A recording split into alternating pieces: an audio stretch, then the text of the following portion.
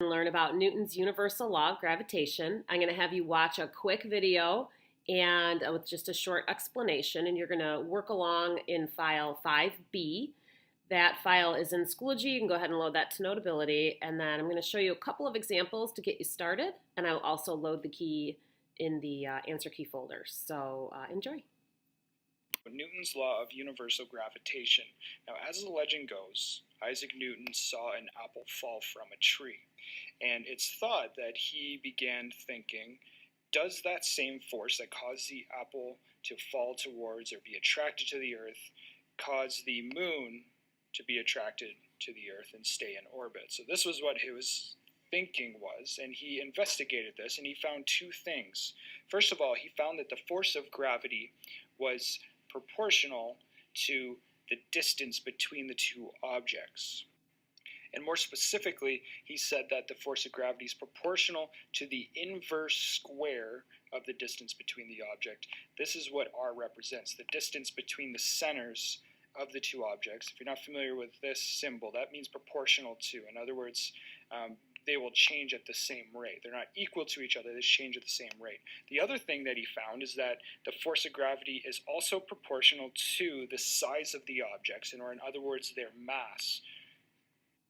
So we have the mass of the first object times the mass of the second object. Now these two things go together to form this equation right here. So we have our masses on top over the distance squared, and we had to add this thing in here.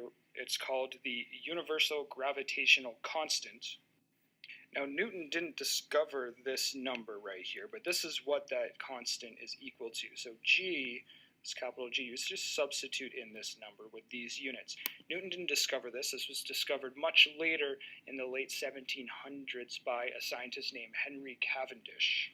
Now, we won't get into his experiment, but basically he was able to determine pretty accurately the force of gravity between two objects of known mass and knew the distance between them, and he was able to solve for this value, and he determined it to be this right here. So we need that to solve any question involving gravitation between two objects. So here's an example of a... This is file 5B, force calculation problems for Newton's universal law of gravitation. A couple things that I want to point out. Your equations are here. This one on the top here is when you're talking about looking for the force between objects that are large, like a planet, or things that are not microscopic. Like if you were going to try to figure out the gravitational force between you and your iPad or something like that. This would be the equation that you're going to use. If you are going to try and figure out the forces between something microscopic, you're going to use this one, and that one is Coulomb's law. We didn't really use that one too much first semester, but this is kind of a look back to our electrostatics unit. So there will be one or two questions in this worksheet that require you to use that formula as well. And like you just learned in that video, there is a gravitational constant that you will need to plug in for the letter G every time. I think in the past I have showed you how to store numbers in your calculator, so you might want to store this number in your calculator under capital G. It'll save you the time from typing that in. And then when you do get to using Coulomb's law, you can go ahead and plug in K. In fact, you probably have K stored already from first semester. You can check and see. So when you're looking to see the forces between, let's say, the sun and the Earth, or the Earth and Jupiter, typically what you're going to want to be looking for is the mass of those objects. So that's this column here. And then the other thing you're going to want to know is how far away from each other they are. On the first problem we're going to look at, we're looking at the difference, looking for the force between the Earth and the sun. So we're going to look at the distance from the sun to the Earth. There's also the radius of the planet, and we'll get back to that a little bit later. Question number 1 is asking what is the force between the Earth and the sun. So you're going to want to list your variables, force, capital G for your gravitational constant, mass of the sun, mass of the earth, and then the radius between the two. So let's go ahead and fill those in. Mass of the sun is 2 times 10 to the 30th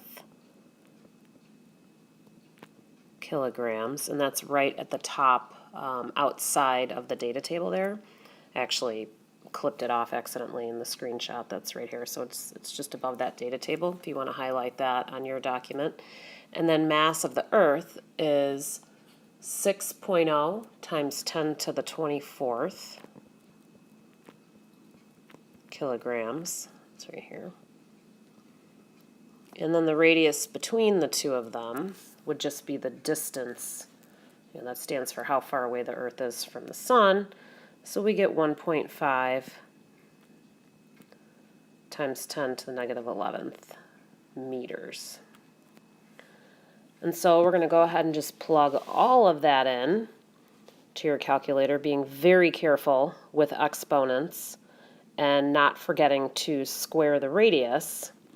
And so it would look something like this. Force is equal to 6.67 times 10 to the negative 11th times 2 times 10 to the 30th times 6 times 10 to the 24th all over 1.5 times 10 to the 11th, and you have to square that number. Now go ahead and try. You can pause this video, plug that all into your calculator, and make sure you come up with 3.56 times 10 to the 22nd newtons. Ready, go. Try that out. We're going to solve number 4 in very much the same way. Instead of talking about planets, however, this time we're just talking about a mass. So we're going to use the given masses that are here. Oops. That are right here, given. And then we're going to use the distances that are shown between each of those masses. So that would represent R in your equation. Okay, so for the first question here, it says find the gravitational force between mass 1 and mass 2. So we're looking for force. G is going to be G, always the same, 6.67 times 10 to the negative 11th with that big giant unit. Newton meters squared over kilograms squared. And then the mass of 1 is 3,000 kilograms. The mass of 2 is 7,000 kilograms. And the distance between them is 7 meters. So you're going to go ahead and plug all of that in to this equation. It's G m1 m2 over r squared. And when we do that, I'm just going to put G, make sure you type that in, times 3,000 times 7,000 over 7, and then make sure you square that. When you bring through all of those units and plug it in correctly, they cancel out, and some cancel out, and then the rest combine together to give you newtons. You should end up with 2.86 times 10 to the negative 5th newtons.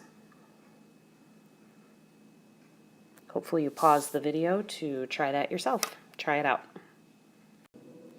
Oops. For the skydiver problem, number 7, which you can see over here, I put along the side, you first want to start out by making a free body diagram. So we're going to go ahead and say force due to gravity, which is the skydiver's weight, is mass times gravity. So that is going to be 72 kilograms mass times gravity, which is negative 9.8 meters per second squared. So we get a negative 705.6 newtons.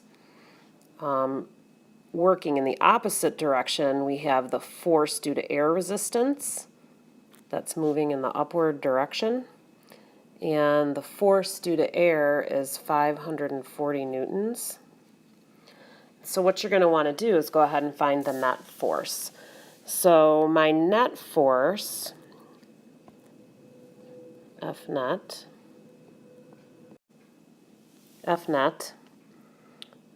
is going to equal m times a. And so your net force is going to be the gravitational force plus the force due to air resistance. That's going to be your net force. So what you will do then is you're going to take your negative 705.6 plus your 540 equals your mass, which is 72 kilograms, times your acceleration. And so when you do that math, I want you to go ahead and do that algebra there, you should come up with an acceleration of negative 2.3 meters per second. So you have part of your net force, part of your force, right, is headed down, and the other part is headed up. So you need to make sure that you subtract those two numbers. One way to make sure that you don't make that mistake is just to always plug in gravity as negative, so then it just takes care of itself when you're adding up all the forces on an object. Go ahead and continue to work on this same document, and I have loaded the key as well so that you can check it. So I believe in you. You can do it.